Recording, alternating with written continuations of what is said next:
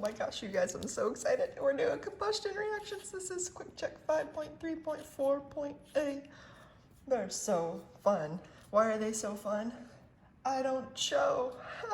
Okay, so this is propane, C3H8, and I should be able to, or we should be able to tell you C3H8 combusts. And you should already just be able to fill the whole thing out and balance the reaction. We should know that in a hydrocarbon combustion reaction, we're reacting with oxygen to form CO2 and H2O. So you should know this O2, CO2, and H2O. And then we're gonna balance it. In order to balance it, for all combustion reactions, I like to show it up. And now we can go ahead and begin. On the left-hand side, we got 3 carbons. On the right-hand side over here, we only have 1. 3 divided by 1 is 3. So we put the 3 right there. We'll move on to the hydrogen. On our left, we have 8. On our right, we have 2. 8 divided by 2 is 4. And so we put the 4 right there. Moving on to the oxygen. On our left-hand side, we have 2 from the O2. On our right-hand side, we have 3 CO2s, which is 6, and 4 waters, 4 H2Os, which would be 4, for a total of 10.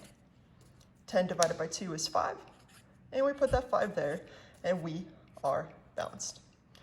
Moving on to the next one.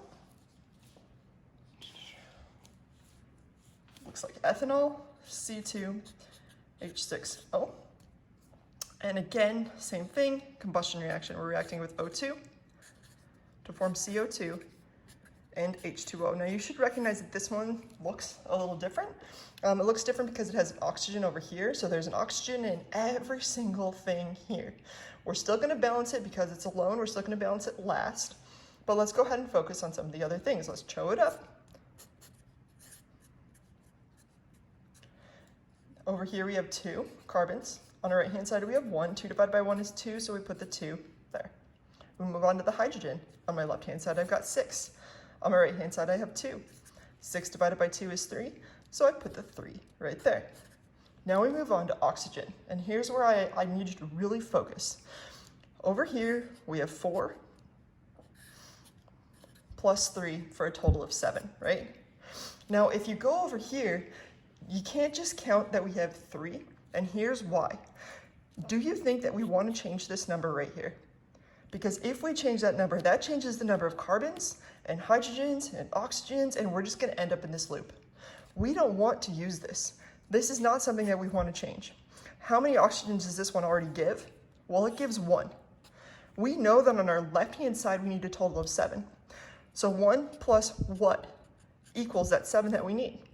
1 plus 6 equals 7. In other words, we need 6 oxygens coming from over here. We need a 3 there.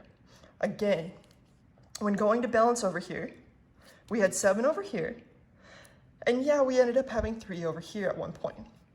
But we didn't want to affect this at all because that would have changed the number of carbons and hydrogens. Instead, we just wanted to account for it. This whole thing gives us 1 plus this is the one we wanted to change in order to get 7. And now we had 7 and 7, and we are balanced. Hope this helps.